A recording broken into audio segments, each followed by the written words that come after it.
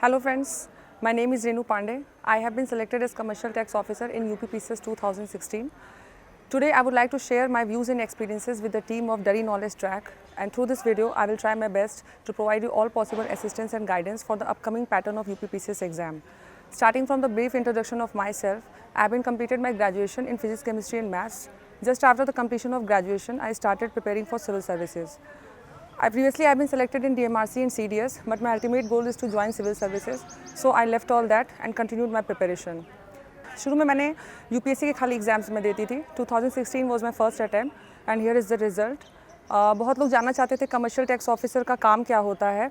Basically जब से GST लागू हुआ है तब से जो व्यापारियों के द्वारा करों की चोरी होती है, टैक्स इवेजन, उसको रोकना और उसके बारे में पड़ताल करना कमर्शियल टैक्स ऑफिसर का काम है. ये सबसे पहले मैं बिगनर्स को बताना चाहूँगी कि जो पीसीएस या आईएएस का जो एग्जामिनेशन पैटर्न है वो 3 स्टेजेस से होकर जाता है.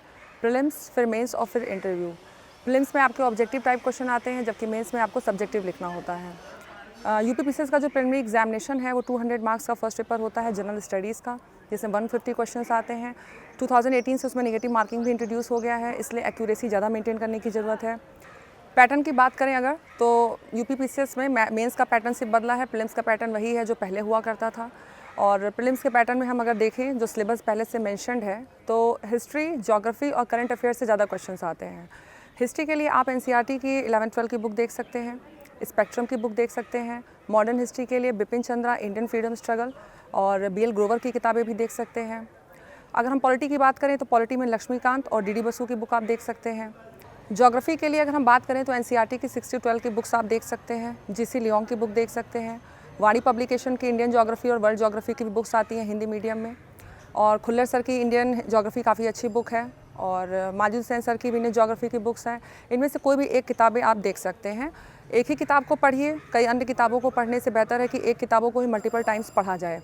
इसके बाद हम देख सकते हैं कि इकोनॉमी से जो क्वेश्चंस आते हैं वो क्वेश्चंस करंट रिलेटेड होते हैं. तो करंट मैगज़ीन जब आप कवर करते हैं तो उस वक्त जो भी इकोनॉमी में रिसेंट डेवलपमेंट हुआ है उस पर अच्छे से ध्यान दीजिए. रिसेंट जो भी चेंजेस हो रहे हैं या जो भी डेवलपमेंट्स हो रहे हैं उसी से रिलेटेड क्वेश्चन प्रीलिम्स से आते हैं. और एनसीईआरटी की आप आईसी धिंगरा की बुक देख सकते हैं. उमा कपिला और दत्तन सुंदरम देख सकते हैं इंडियन इकोनॉमी के लिए. इकोनॉमिक सर्वे देख सकते हैं. इसके अलावा साइंस से भी काफ़ी क्वेश्चंस रहते हैं प्रीलिमिनरी एग्जाम में. साइंस के लिए आप लूसेंट की जनरल साइंस देख सकते हैं. एनसीईआरटी की 9-10 की बुक्स देख सकते हैं. स्पेक्ट्रम की भी आती है साइंस टेक की किताबें, तो उसको देख सकते हैं. और फिर एनवायरनमेंट के लिए आप दृष्टि की बुक देख सकते हैं. वाणी पब्लिकेशन की बुक भी देख सकते हैं. इराक भरूचा की बुक देख सकते हैं. एनवायरमेंटल ज्योग्राफी की सविंदर सिंह की बुक आती है, वो भी काफ़ी अच्छी किताबें हैं. उसमें बहुत डिटेल से एनवायरनमेंट के बारे में दे रखा है. इन सारी बुक्स को आप ले लीजिए और अच्छे से पढ़िए. एक ही बुक को कई बार पढ़िए.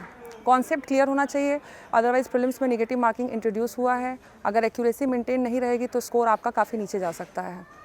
इसके अलावा यूपी स्पेशल से भी काफ़ी क्वेश्चंस रहते हैं. यूपी स्पेशल के लिए वाणी पब्लिकेशन या घटना चक्र की बुक आती है, आप उसे देख सकते हैं. और समसामयिक घटनाक्रम की अगर हम बात करें करंट इवेंट्स की, तो 8 से 9 मंथ्स की कोई भी करंट मैगजीन, चाहे वो प्रतियोगिता दर्पण हो, क्रॉनिकल हो या फिर आपका विजन का मैटर हो, आप कोई भी मैटर देख सकते हैं जो 8-9 महीने का करंट अफेयर्स का है. इसके अलावा घटना चक्र की अलग अलग सब्जेक्ट्स की कई सारे प्रीवियस ईयर सॉल्व्ड बुक आती है, आप उसको देख सकते हैं. आपको वो बुक एक नहीं कई बार पढ़नी पड़ेगी, तभी आपको कॉन्सेप्ट क्लियर होगा और वो चीज़ें याद होंगी. प्रीवियस ईयर सॉल्व पेपर भी आपको देखना होगा, क्योंकि यूपी पीसीएस में प्रीलिम्स में काफ़ी सारे पुराने साल के क्वेश्चन पेपर भी रिपीट होते हैं. प्रीलिम्स एग्ज़ाम का जो दूसरा पेपर होता है, पेपर 2, जो सीसैट का पेपर होता है, उसमें अगर हम देखें तो कॉम्प्रहेंशन आता है. आपको कॉम्प्रहेंशन की प्रैक्टिस करनी होगी. मैथ्स के क्वेश्चंस के लिए आपको आर.एस. अग्रवाल देखना होगा. इसी तरह मैथ्स के लिए ज़्यादा डिफ़िकल्ट क्वेश्चन नहीं आते हैं, 10th लेवल कर ही आते हैं और फॉर्मूला बेस्ड क्वेश्चन होते हैं. इंग्लिश के लिए आपको ग्रामर देखना होगा 10th लेवल का, वो कैप थोड़ी देखनी होगी. हिंदी के लिए आप देख सकते हैं हरदेव बाहरी, वासुदेव नंदन.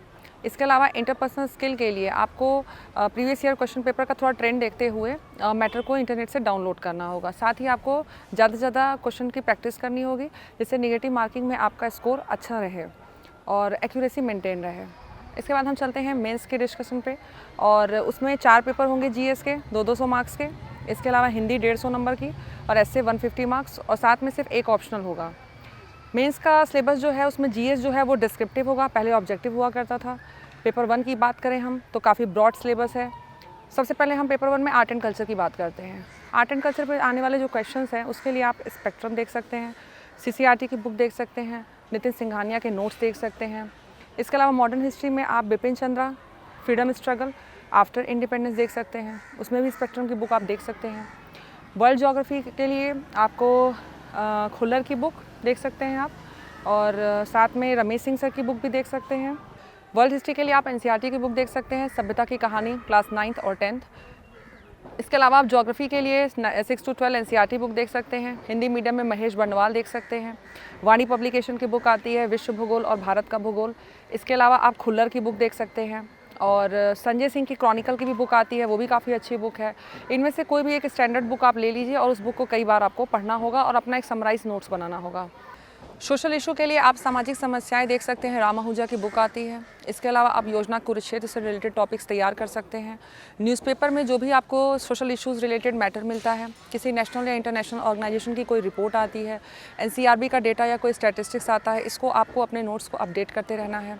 इसके अलावा आपको डेली न्यूज़पेपर रीडिंग करना है। न्यूज़पेपर में आप the Hindu, Indian express, economic times देख सकते हैं। हिंदी मीडियम वालों के लिए दैनिक भास्कर, दैनिक जागरण, राष्ट्रीय संस्करण और जनसत्ता देखा जा सकता है।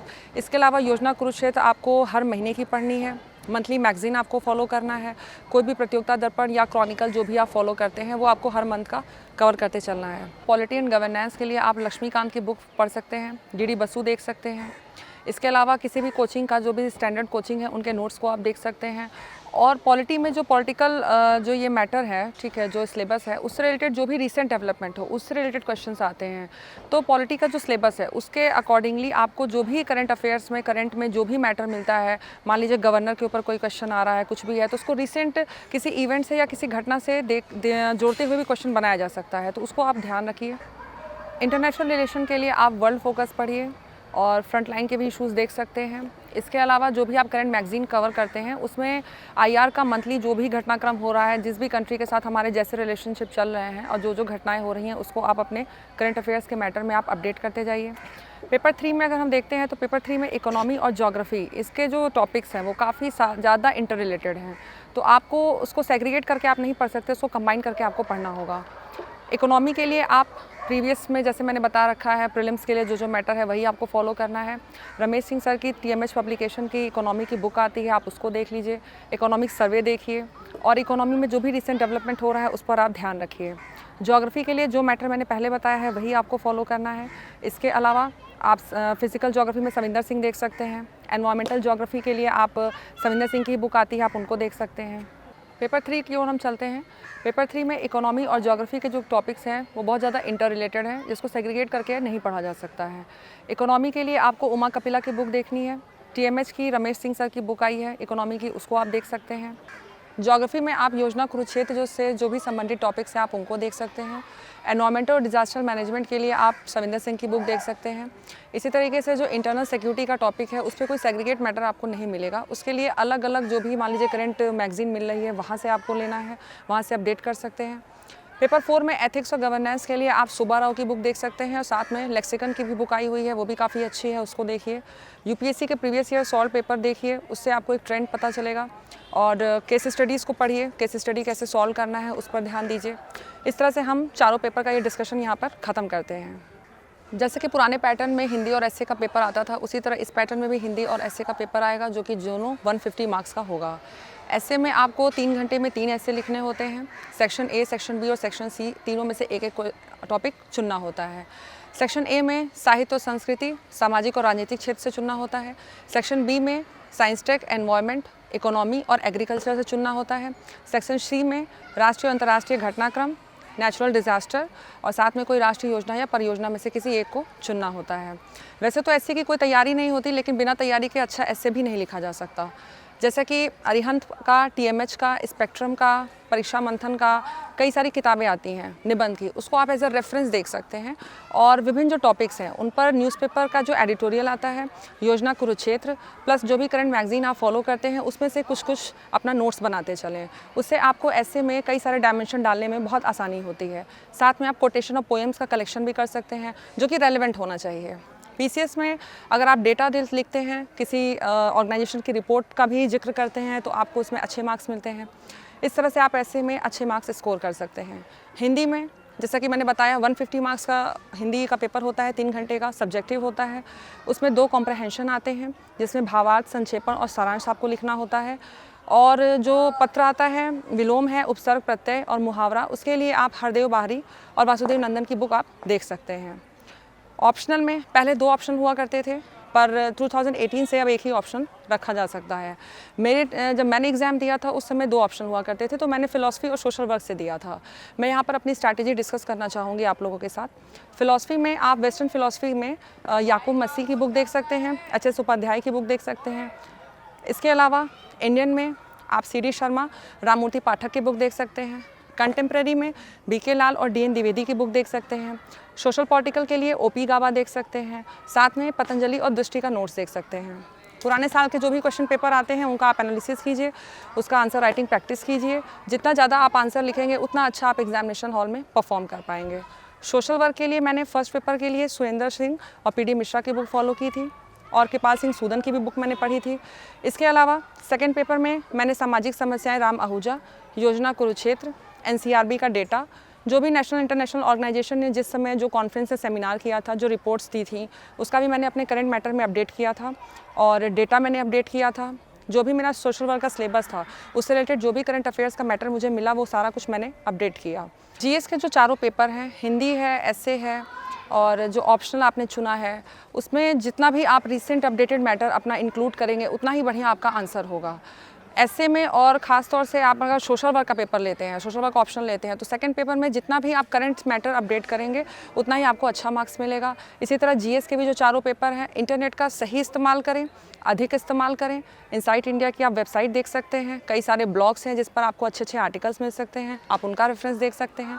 इसके अलावा जितना ज़्यादा आप पढ़ते हैं उतना ही आप आंसर राइटिंग पर भी आप ध्यान दें, क्योंकि बिना आंसर राइटिंग प्रैक्टिस के आप एग्जामिनेशन हॉल में परफॉर्म नहीं कर पाएंगे। आप चाहे लाख पढ़ लीजिए, लेकिन वहाँ 3 घंटे में समेटना काफ़ी मुश्किल हो जाएगा आपके लिए। आंसर की फ्रेमिंग और ड्राफ्टिंग भी आपको इसकी प्रैक्टिस करनी पड़ेगी ताकि वहाँ पे आप आसानी से ड्राफ्ट कर सकें। इसके अलावा मैं यही कहूँगी, जो लोग पहले से प्रयास कर रहे हैं, अगर उन्हें असफलता मिलती है तो वो निराश ना हो, आगे बढ़ें, अपनी असफलता को स्वीकार करें, अपनी गलतियों को सुधारें और फिर से आगे बढ़ें। दुनिया आपको क्रिटिसाइज़ करेगी, उस पर आपको ध्यान नहीं देना है, बल्कि अपने कार्य पे ध्यान देना है और एक दिन आपको जीत मिलेगी ही मिलेगी।